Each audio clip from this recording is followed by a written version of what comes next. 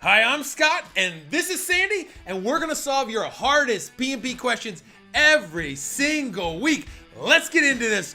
Boom! All right, Sandy, we're going to talk about the biggest mistake students make in preparation for the exam. So, what is it? What's one of the top mistakes that they make as they start to prepare? I really think that one of the big, like at the top of the list is not having a plan in place for how to study for the exam. Knowing that, if I say, okay, it's April 5th, right? And I know I want to take the exam by April 30th. What is my plan? How am I going to get from A to B? How many hours a day am I going to study? What material am I going to study? Focusing on a set of material and using that, for your studying and not bouncing around all over the place, that kind of thing. That's really awesome. And what do you think these people that we get a lot of students that come to us and they have gone through these hills and valleys of like not having a plan. What do you see them doing like the first time? Like, are they just kind of like, oh, I'll just go through the material? Do they not understand like the total breadth of like how long it's going to take, or they're not assessing like their actual availability, or what mistakes are they making on the front end? I think one big mistake is that, especially with experienced project managers, Mhm. I had a boss once who told me, "Oh, Sandy, you're an excellent project manager. You've been doing this for 15 years. You should just go schedule the exam and take it. You'll pass it, no problem." And I was Wow. like, "Oh, yeah, Dave, it doesn't work that way, right? You got to study this." So it's one of those things where I think some students think, "Oh, I have all this experience, so I can just kind of skim over the material and sit down for the exam," not Mhm. realizing that their experience may not be in alignment with PMI, what they're asking you on the exam, what's in the PMBOK guide, for example, what's their terminology, that kind of thing. So I think right off the bat, boom, that's one, just assuming that their experience is going to be enough for them to pass the exam, and it's not going to be. That's yeah, right off the bat. And it doesn't mean they they can't learn it or it's some kind of foreign language or something that's not useful. It's just they have to make the translation and they have to understand. And sometimes that takes a little bit of time Yes, and an exactly. openness of mind to say, okay, I'm going to see it from this perspective. So that's Yes, awesome. exactly. Yes. Now, when they get into it, some of the other things what are some other ways that they can make mistakes in their prep? Like, what are some of these other pitfalls that they could fall into? I mean, another one I've seen is students will, there's so much to look at, right? There's so much material that's out there. And I think, I've seen students a lot say, "Oh, I have this book and this book and this book and this book, and I have this simulator and I have these free questions. And my friend told me that I should do this." And I think there's just so much material Yes. that they get overwhelmed. And although some of this, the material is essentially, the same, it just might be written a little differently. I think Mhm. it's just too much. So I think one of the things that I like to focus on with my students is say, okay, what do you have, right? What do you Mhm. have in front of you that you're studying? Mhm. Okay, which ones of those materials make sense to you? When you read Right. it, does it resonate with you? Is it something that when you read it, you can understand the material, or is it reading? For me, I had one resource that everybody recommended, but it was like a technical manual, and it Mhm. just put me to sleep after 5 minutes of trying to read it. So it was more of, okay, I have all these materials. Which ones resonate with me? Which ones do I understand? Which ones, when I'm finished reading a chapter, do I understand the material well enough to answer questions? So I think it's focus on, if you have a lot of things to look at, focus Mhm. on, one, two, maybe three things, two books and a simulator or something like that, and Mhm. just stick with that throughout your materials while you're studying. Understood. I love it. And then like two of the things you just talked about kind of like simplifying like the noise and then also about like not having a plan. Those seem to me like, hey, taking a step back and kind of like slowing down a little bit and kind of like looking internally to say like how much time do I have available? What's my approach? What works for best for me? What's my learning like style or whatever and what matches? Like so is that kind of like a do you recommend like taking a momentary pause and looking around before you charge ahead in a sense or what? Yeah, definitely. And one of the things that, if you know somebody who's studied and taken the exam, they passed the exam, ask them Mhm. what they used, right? or if you're on LinkedIn, you can look at some of the PMP prep groups and stuff like that, and sort of get an idea. You'll see a theme, right? There's pretty much a theme in there as to what students are studying, what works well for them, what doesn't work for them, if there's any material out there that's somewhat suspect, right? You know, that kind of stuff. So it's like, just before you dive in and start spending all this money and, you know, and all your time, right? Time is money too, right? Just make sure that you get materials that you think are going to be good for you. And unfortunately, if you spend the money on a book, right, because some of them can be pretty expensive, and it's just not doing it for you, then be able to admit that to yourself and say, okay, this one's not working for me. Is there another one that might be better, right? So some people understand the material. If you're looking at like a lot of books are set up just like the PMBOK guide. So it's by knowledge area, right? If doing it by knowledge area is just not getting through, then maybe there's a book out there that does it by process group, right? And I know we're trying to study, focus less on the, you know, the PMBOK style and stuff like that. But if looking at it through the process groups, and that's like a natural way of running projects, then a lot of students find that is easier to retain the information. So if something's not working, step back, take a look at it, and then try to go with something else that makes sense. I think that's totally fair. I think that's really, really good. Kind of like, okay, what did I learn? And they got to take the position that like, hey, I am better for it. Like I don't want to go keep into this hard wall. I can kind of go around and understand. Yeah. Now let's go into like the ITTOs and stuff. I know that, you know, we talk about like not memorizing and things like that, but I think the ITTOs, like you, are important in a certain sense. So what do you see kind of some mistakes that people make as they start to look at the tons of ITTOs and those kind of things, and how should they look at it in the sense? I mean, you know, with the ITTOs used to be, I used to tell my students, well, you know, there's 600 and some ITTOs. There's no way you're going to memorize them. But when they changed the PMBOK guide, it went to over 1,400 ITTOs. So it's like, I tell students right off the bat, don't focus on the number of ITTOs. You know, there's no way, unless you have a photographic memory, you're going to remember all those ITTOs. So what I like to say to them is, okay, you know, for each of the different processes, there are key ITTOs, right, that you should take a look at in quality and cost, you know, whatever they are, and understanding what the ITTOs are and why you need them. Right. Yeah. So if I'm in this process, what do I need as an input to even start that process? Why is it important to have that to start the process? And then once I'm in there, once I have those, those inputs, for example, then what makes sense as tools and techniques that I'm going to use? And then understanding, for those tools and techniques, a lot of questions on the exam have to do with tools and techniques. That's what I've been hearing from students. So understanding what those tools and techniques are, why you use them, why they're important, right? So understanding that, I think in a lot of cases is more important than actually memorizing which ITTOs go into each process, right? Yeah. Because if they're talking about quality or costs, and they've mentioned ITTOs that are from different ones, and you're like, well, I know that random sampling, oh, that's I do that in quality, so I'm not having to maybe destroy every product that comes off the line to test it, so but that doesn't apply to what they're talking about here. That's random sampling, that's done in quality, right? Yeah. So yeah, totally. So keep going. I'm sorry. I just think it's important to understand what the ITTOs are, when do you use them, how do you use them, right? So that piece of it, I think, is more important, because when you read a question and it mentions something like, oh, we're having a problem, we're getting defects on the line, and we're trying to get down to the root cause of it. And then, what's a technique or tool that you would use? Then, if they say random sampling, probably not, right? But if it says, root cause analysis or Ishikawa diagram, and you know what those are and what it's used for, then boom, you can take a look at that, and that's probably going to be your answer.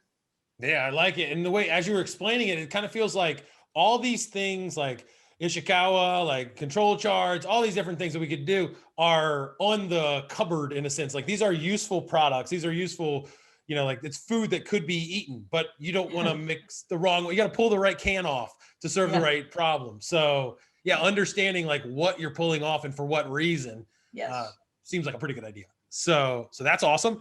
And then where do you stand on like exams and taking simulators and things? What are some of the mistakes that people could make in their prep as far as like taking quizzes and stuff like that, in your opinion? So I've seen extremes, right? So I've seen folks where that all they do is they think, okay, I have these practice exams. There's free ones online, you know, or I might have a simulator, and they think, oh, if I just practice 10 questions or 20 questions, then if I do okay with those, then I could sit down for a, you know, an almost 4-hour exam. And Mhm. I think it's good to start out that way when you're just learning the material and you're dabbing your toes in the water. Then you know, if you read a chapter on, you know, scheduling, Mhm. then do some, you know, quizzes, 10 questions, 20 questions on scheduling, so you can get a feel for it. Yeah. But I think the more you study and the more you get along, especially as you're getting within, you know, probably 2 or 3 weeks of taking your exam, then you need to bump that number up to Yeah. 30 minutes, then 60 minutes, then, you know, so 100 question exam, maybe a 200 question exam, just so you know what it feels like to sit down for almost 4 hours and Mhm. understand that feeling, understand what your mind does after an hour, Yeah. after 2 hours. You know, 30 minutes, almost anybody can sit down for 30 minutes and take an Mhm. exam and walk away still feeling, oh, that was no big deal. I'm still refreshed. My mind's still clear. But after an hour, 2 hours, 3 hours, especially, you know, you're getting into, you know, 3.5 hours, then your Yes. brain kind of turns to mush or it gets kind of muddled. So your body hurts because you're sitting there the whole time, all tense, your neck, your shoulders, you know, all that kind of stuff. So, so I think on one extreme is just doing the small quizzes and exams and not experiencing the big ones. And then Mhm. I've seen students also just jump right in and do a 200 question exam, and then they get overwhelmed with that. Mhm. And it's too much information. So I think start out small and work your way like climbing a mountain, right? Yeah. You take it one step at a time, and then eventually you get to the top of the mountain, right? So I think take it slowly and then build yourself up into a 200 question exam or 180 as we have today. Yeah, as we have the new adjustment. Uh, Yeah, I like that. And the way we're thinking, I like the way to think about it, like you're thinking about it. And so, like, if you have bad form in a sense, like if you were walking up the mountain, if you had if you had the wrong shoes on, if you had the wrong form, if you were yeah. doing like bad pacing and things like that, like running up a mountain with that bad form is just, you're never going to get up there. You'll have a terrible Mhm. experience. You'll wear yourself out, et cetera, et cetera. But if we can work on the form early on and getting the right kind of processes in short bursts to like learn, then the 200, 180 question kind of mountaintop thing is going to be much easier. And we can work on like good practical endurance building in that point. So 100% agree with what Oh you're saying. yeah, because I have students who, you know, I'll say, so how many 200 question exams have you done? They're like, oh, I haven't done any.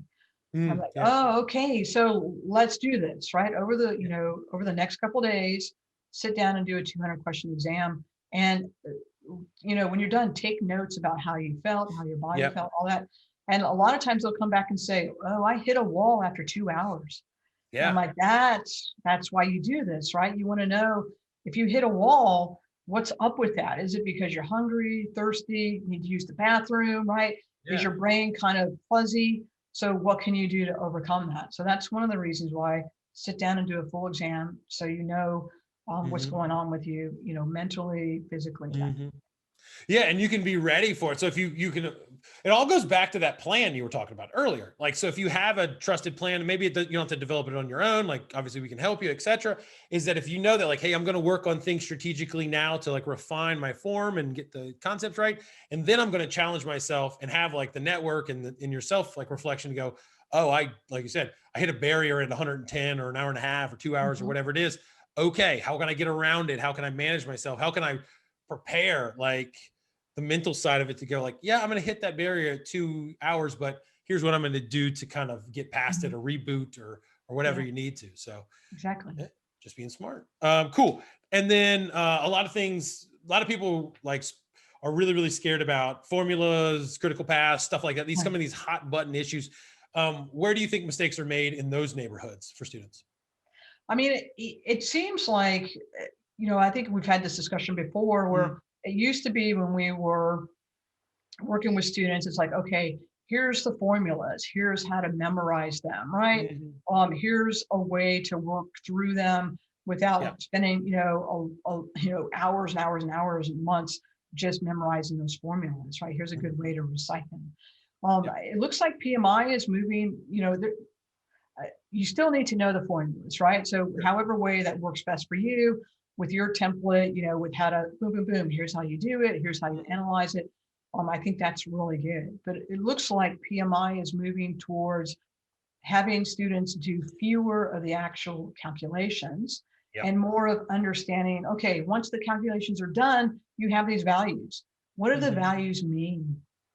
So if Mhm. you're looking at, cost variance, schedule variance, or CPI, SPI, numbers like that, what do they actually mean if you have a CPI of 0.80?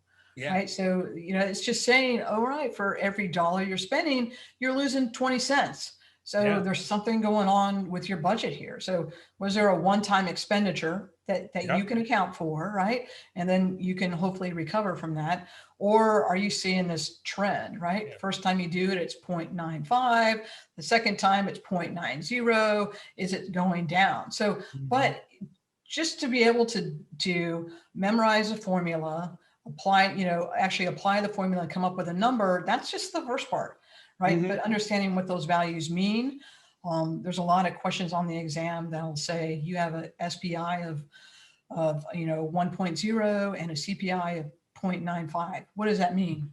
Yeah. And the 100% answers might, agree. yeah, Yeah. the answers might be, you're ahead of schedule, and you're right on target with your budget, right? But that's Mhm. not the case. So understanding the values, I think, is what PMI is leaning toward when it comes to the exam. Yeah, and I think that's kind of like enriching in a sense to think of it that way. And I kind of like I wish the whole exam was EVM because we'd get Mm, 100. It's easy yeah. once you understand it.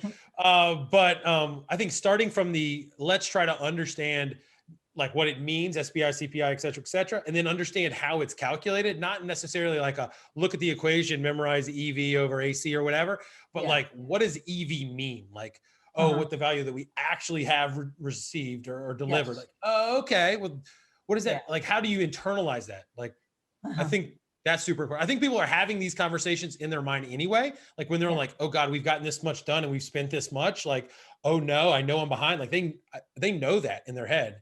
They just don't Yes. know how to. They just don't know how to currently relate it to EVM. I think. Yes. Uh, Yeah. but if you can make that Yes. jump, like easy Yeah, peasy. exactly. So I think it's, yeah, no, understanding the formulas, but like you Mhm. said, when we say EV, what does that mean? When we say PV, what does that mean? And the reason for all the different calculations, right? So Yes. it's not just, BAC, earned value, actual costs, that kind of stuff. But when we're looking at TCPI, why is that important? Why Mhm. why does a project manager want to calculate TCPI? Right? I Mhm. mean, I know it gets asked on the exam on occasion. It's not one of the big hitters, but if you're looking at the formulas and you're like, okay, estimate at completion. What does that actually mean? And why Yeah, do we like yeah. actually calculate that? And why is that value important to our stakeholders? So I think a lot of times, I know when I first started studying, it was like, it was years ago, Yeah. memorize the formulas and here's how I know to put the numbers in there. But the Mhm. second, what I had to know was, I'm always asking why. Why am I Yes. doing this? Why is it important? Is this something that I'll ever use again? Yeah. And I've learned over time that, yeah, these are all questions that we get asked. We just don't know, right? We don't Yes. realize that when somebody asks us, okay, what's our if we're looking at how we're doing right now, and you were to calculate what would be our estimate at completion, what's going to be our final cost, Yeah. we ask those questions. But we don't call it estimate at completion. So But it's like a natural thing inside of it. So I have an idea. Like after this recording, let's just you and I talk through from top to bottom, like what these all mean, and like kind of prove to people that these are super duper duper duper logical. oh That yeah. they're actually asking these questions in their normal life. and they don't even know it. And maybe if they're not, they should ask these questions. And it's kind of those like those lingering holes in their game. That's like, oh, you don't ask about what, based on our performance today, what do you predict our performance to be at the end? Like that is a metric. It's a natural question. And yeah, we can say how it is. So I think this is awesome. We have big mistakes that student makes in preparing, and they're better off. And so any last kind of final words for like those preparing that might be hitting holes and stuff? Any last kind of guidance for those people to sum it up? Let me see. I think another big one is confidence. Oh, Right. okay. I think a lot of times, and it's same thing, extremes on both sides of this one. I'll have students that I work with where they know the material, right? They know it. You ask them a question and they can answer it. And then if I follow up and say, well, you chose that pretty quickly, right? Yeah. So why is that the correct answer? And then they can tell me, and I'm like, okay, that's great. But why are the other three incorrect? Or why aren't they any better than this one?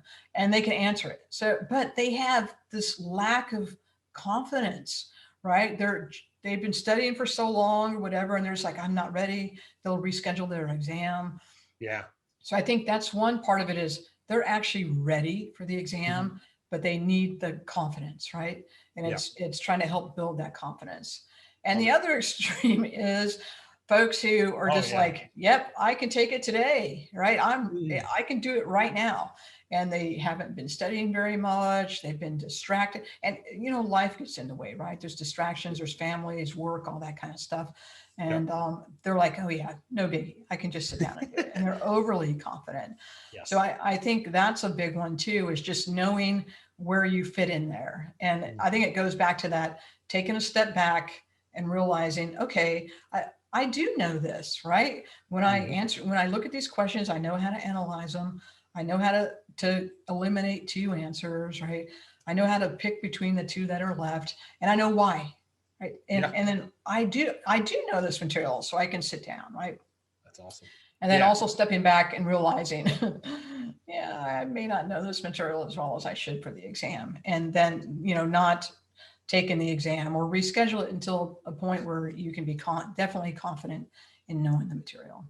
I like it a lot. Yeah, I'd much rather deal with the person that has a little bit of weakness and confidence than the person that has too much. Because it's like, hey, buddy, got to pull you back a little bit. Got to kind of like break that hubris a little bit, but not without killing the host. But yeah, each one has its own ups and downs. Yeah. All right. So this was number one, like Scott and Sandy solve your problems, PMP problems. Like for people out there that are listening to this, if you have like, oh, I want them to, what's your opinion on this? I have this question, whatever. If you've listened this long, just go down below, if it's on podcast or it's on YouTube or wherever it is, LinkedIn, who knows where this is going to be, just type in the question, put it in the comment, and who knows, Sandy, I might talk it through. So I appreciate it. We'll see you soon. And thank you, Sandy. We'll jump to the next one. So see ya. Right. Bye. Okay.